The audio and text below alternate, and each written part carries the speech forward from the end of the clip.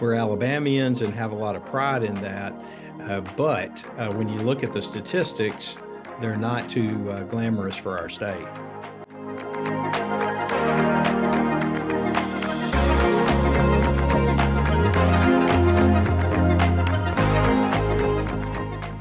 When I think about the challenges, many of those challenges are truly based on skills.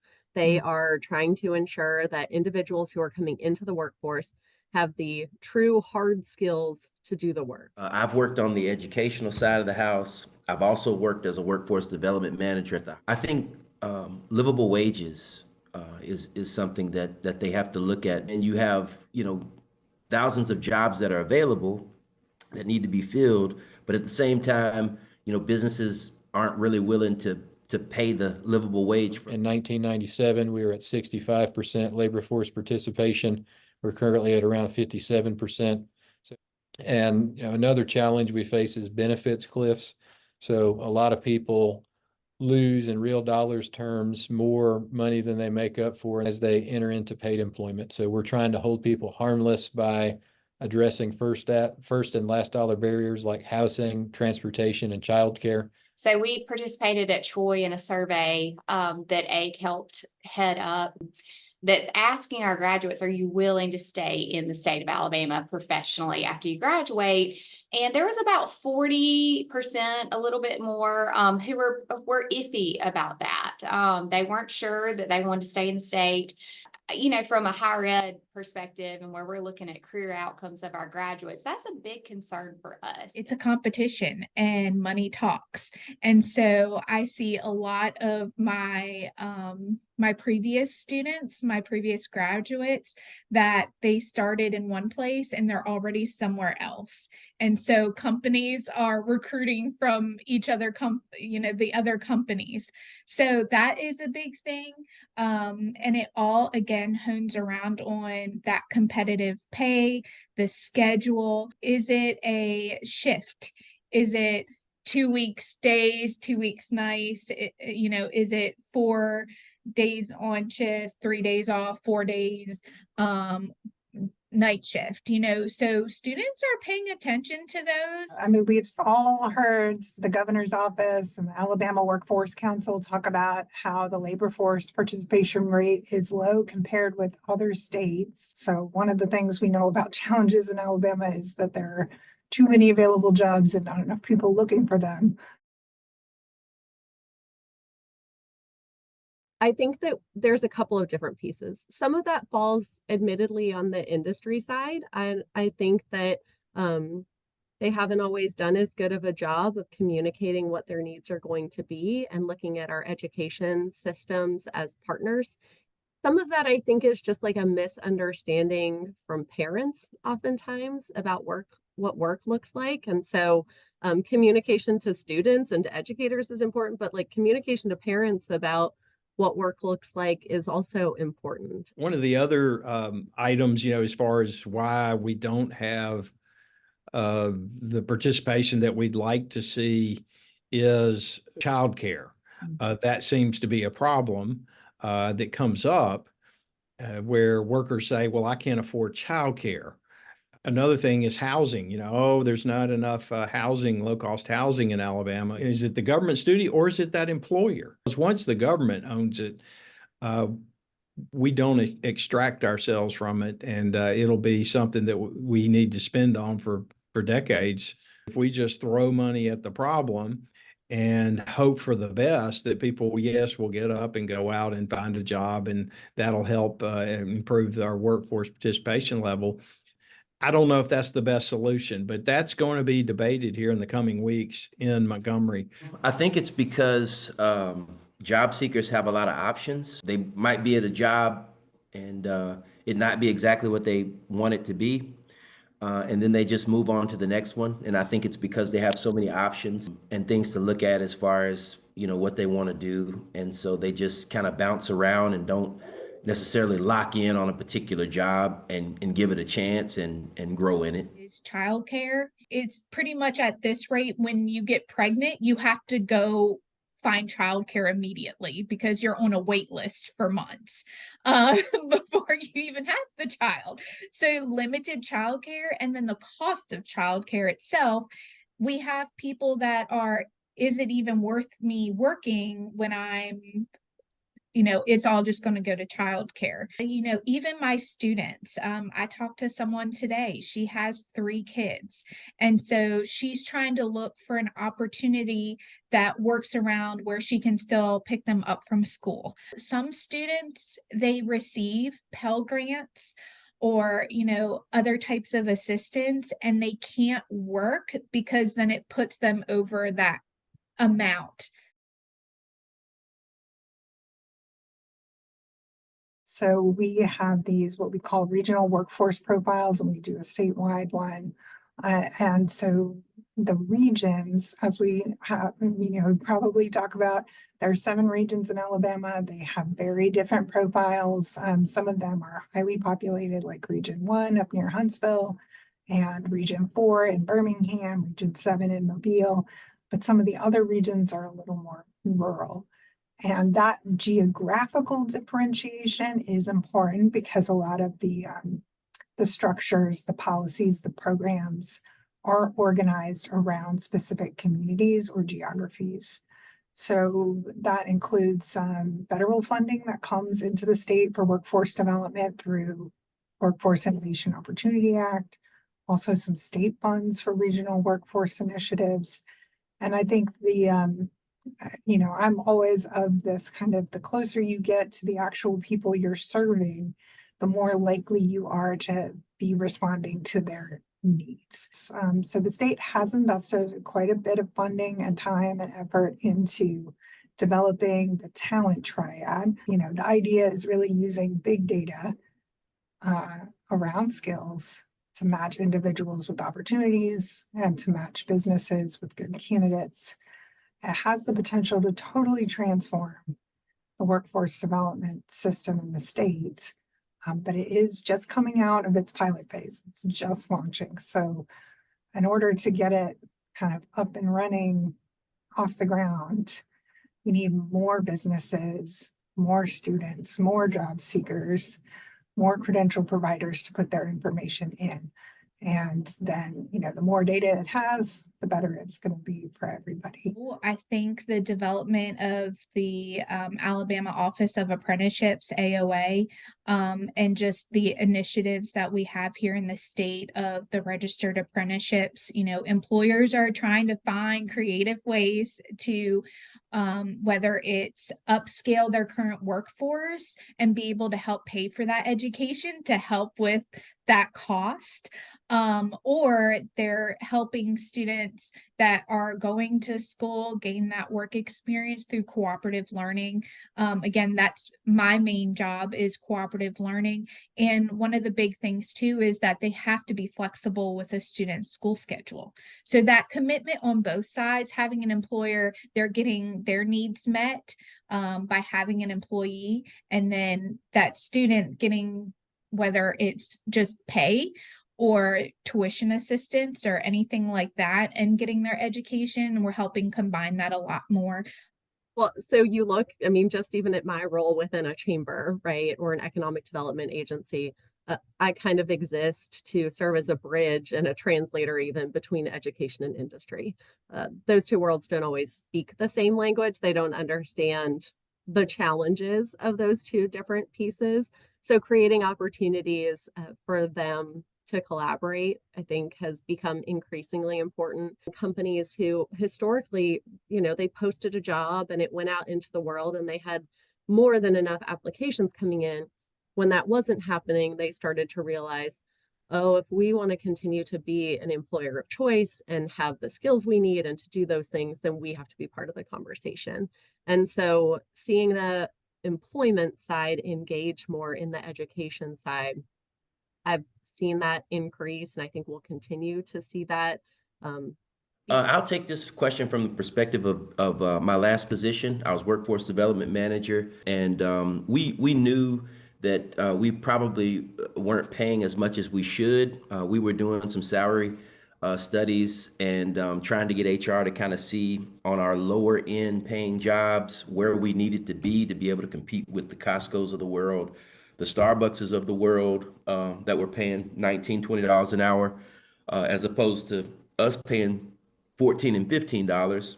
And so we created a program where for those lower entry positions, we were trying to look at it from a more human side of things and to support those entry level employees by providing them with avenues, whether it be education, whether it be certifications, whether it be other opportunities in the hospital that might lead to a clinical position, to where they could command or make more money.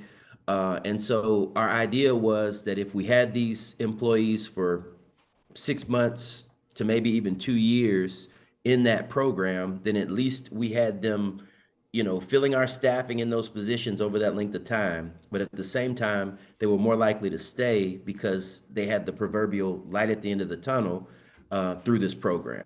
So our strategy in Alabama is to focus on post-secondary attainment and labor force participation, because 90% of the new jobs that are coming into the state require a post-secondary credential of value, not always a bachelor's or an associate degree.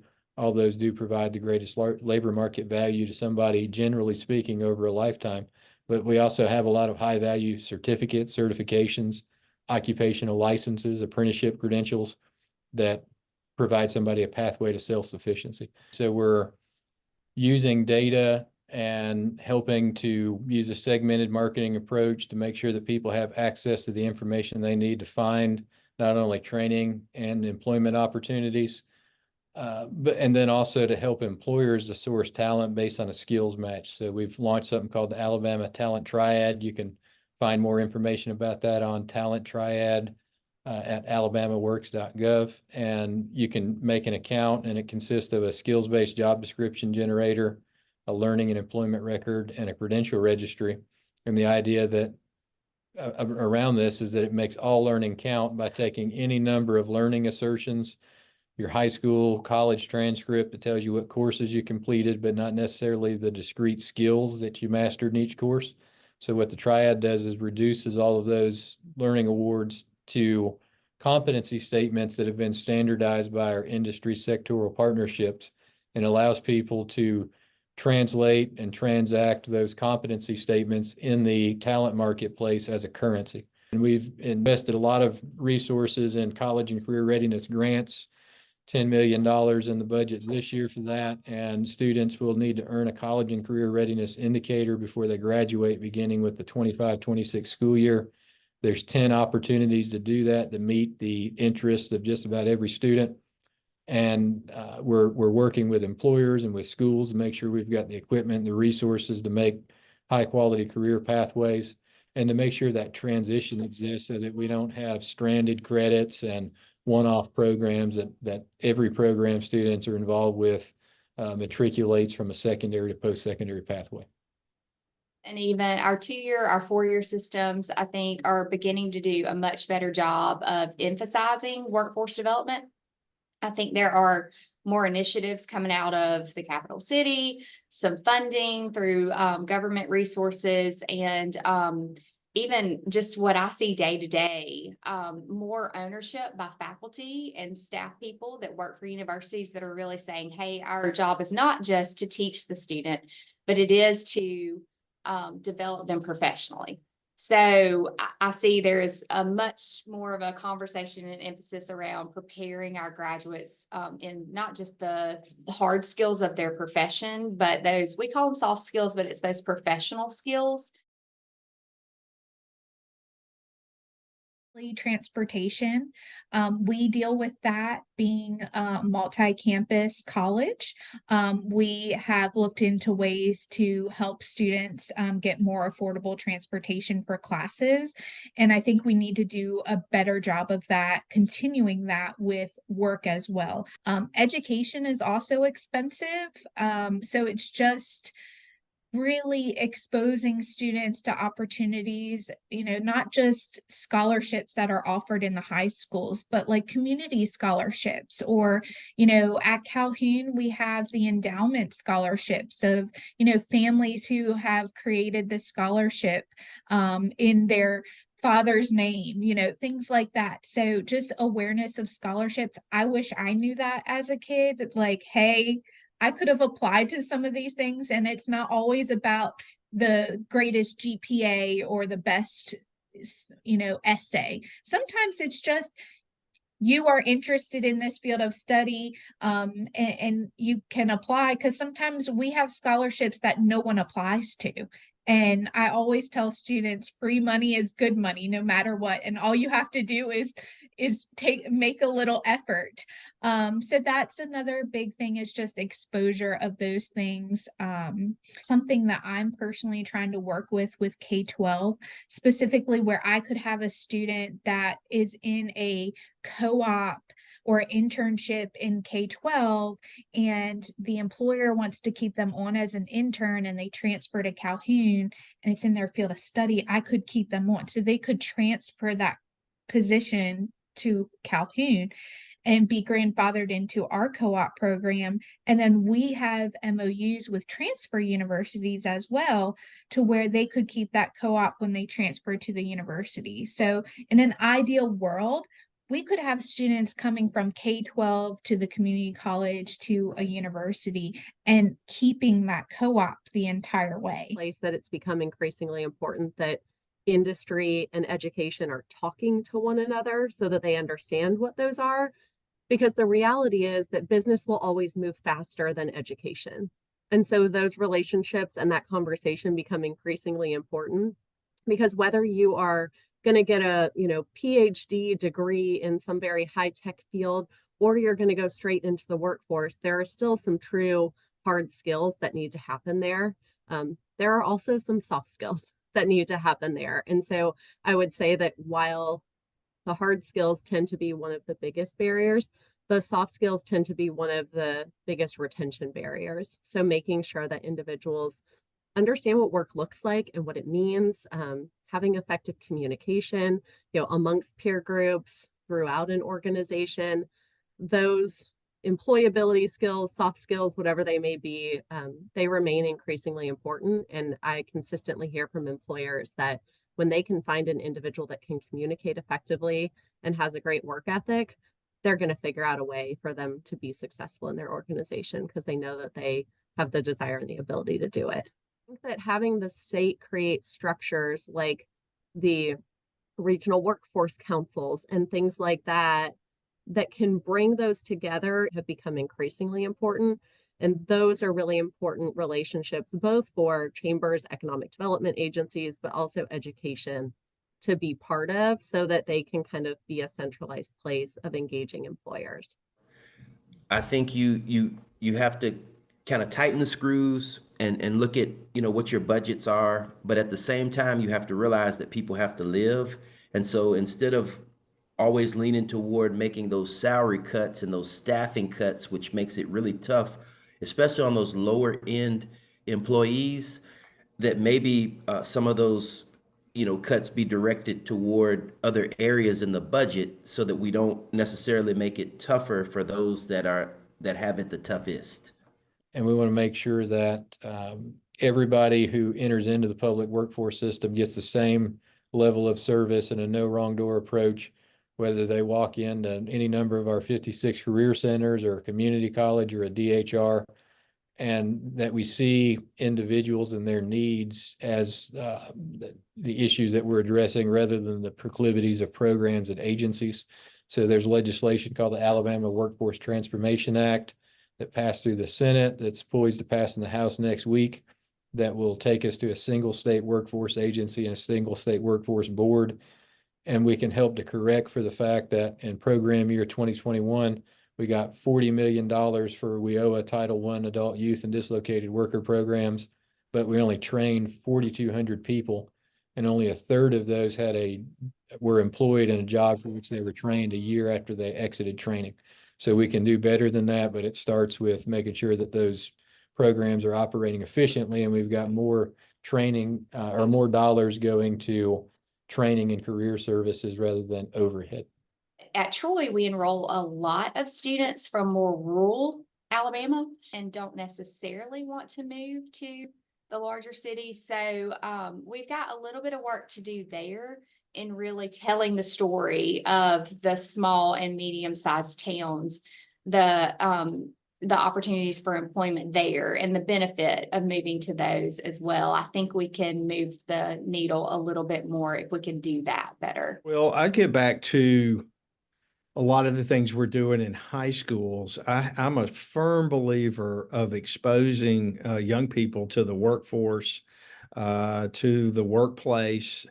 And if they're not heck bent on being college bound, show them the rewards of work through, work study programs, even at the high school level, of course, dual enrollment with the junior colleges and helping develop their skill set so they can go out and demand a higher paycheck because they got the skills in high school, either through the junior college or for career tech at their own high school. That either pathway.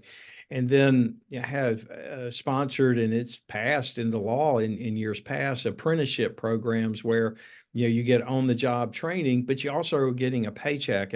If we can catch them early and really show them that pathway, and not just hand them a diploma at age 18 and say, go get it. This is perhaps an approach that, requires a lot of partners, which is getting right into the community and making sure that people know about the opportunities that are out there, building networks and partnerships so that everybody knows how to refer individuals. People understand how to use the talent triad tool. People know what the strengths are of their credential providers and community colleges, and universities that are in their backyard, and they can send people to the right place. And that kind of warm handoff, the relational part, is something that I think we really need to build out on top of this data infrastructure with the talent triad, and also the data information I shared about the population. We then need to take that and make sure that it's kind of realized within individual interactions and relationships between people to make it work.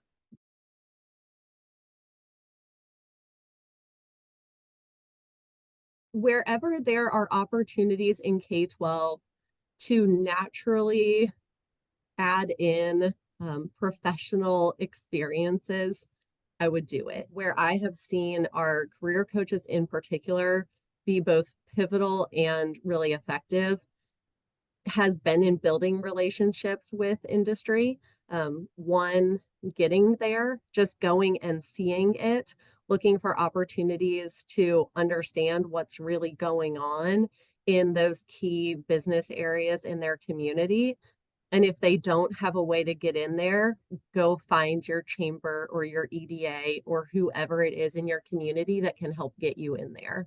I've seen it go a long way and have seen many of our career coaches in this area who are extremely successful in that, and who my industry partners, they know them by name, and they're making things happen that I don't even know about on a regular basis because they've built genuine relationships. And I think that's kind of where the magic happens. Yes, I think this is an excellent opportunity for those counselors to introduce tough love to these students.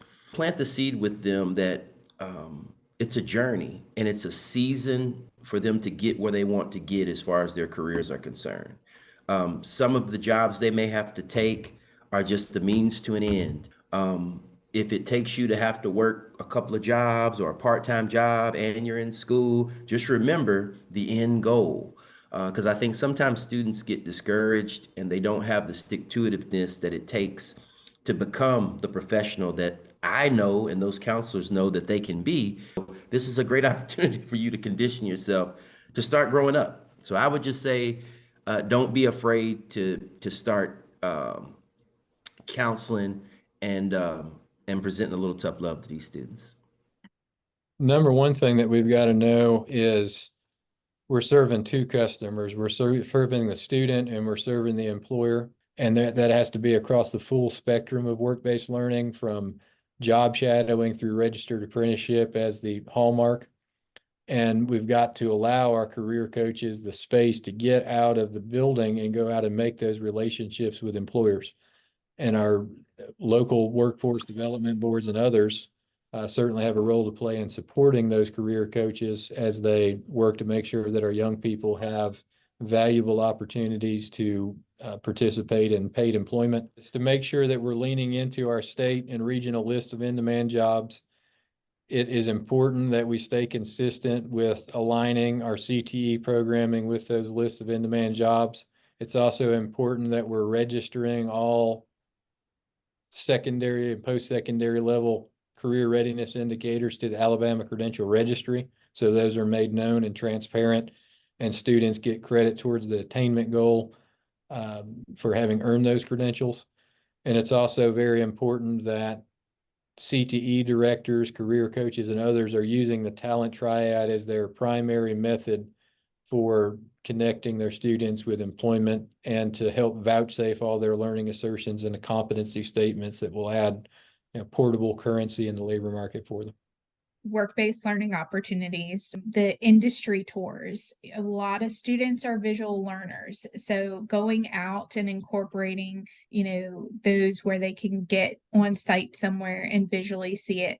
Personally, I think just a good old-fashioned career day where parents come in and, get to talk about what they do. I think that is huge, because especially the elementary school kids, that's what they get exposed to first. And it's not just like a career day with different companies come in. It's actually like, oh, that's my friend's parent.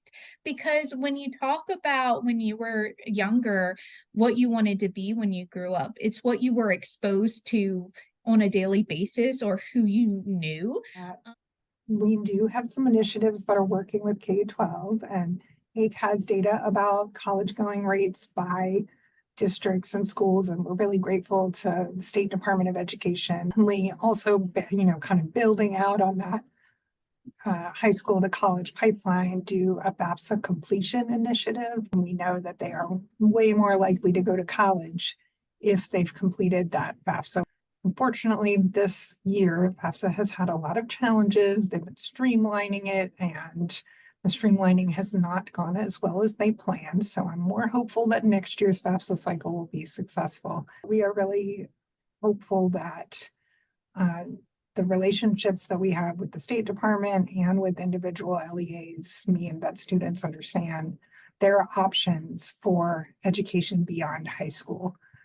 We also want to make sure that students are getting a tailored idea of their options. So not just, go to community college or go to university, but you, student, you have this particular skill set, you're interested in these things, and we can recommend a fit for you. So that gets back to some of that big data. I think the talent triad is also intended as a tool for high school juniors, seniors who are looking for their next steps, and they can get that recommendation that's individualized to their skill set. So making sure that, students see themselves and see a path forward, even if, maybe they start here and obviously we grow in our careers, but we want them to see their place in the community, right? That kind of regional approach, and also a path for them to build prosperity for themselves and their families. If they're not college bound, if they're not, have the home life, you see that there's a real vacuum that awaits them after graduation, and help and show them the alternatives and options, and that they do have the power of decision, and they can take control of their lives. And it may be a lot sooner than a lot of us had to reconcile with that fact of life. Career exploration starting early is really important. The conversation beginning in the home, of course, and then among teachers in K-12 with counselors just really begins to start to narrow down into what we call career clusters. So I don't know that a student has to know 100% at 18 years old. They might, but that they're going to be an accountant, but maybe they are drawn more to the career, cluster of business, and they know it's business, they know it's not healthcare. We think dual enrollment is amazing. I mean, it saves money, it gives the student more preparation, but they are losing that time to orient themselves into different majors through those general studies. So lots of positives, but with dual enrollment students, let's begin to have those conversations around career exploration a little faster if we can, because they're going straight into some majors often. And we know that at Troy, 60% of our freshmen change their major at least once. And so it's just common. I mean, if you ask a room full of people who have changed their major, 3/4 of them probably going to raise their hand. So beginning to have that conversation earlier, just towards those career clusters, I think is really helpful, especially for dual enrollment students. We love to really emphasize that we're not just training students for their first job. We're training them for those probably second, third, fourth jobs in their careers that may not even exist yet.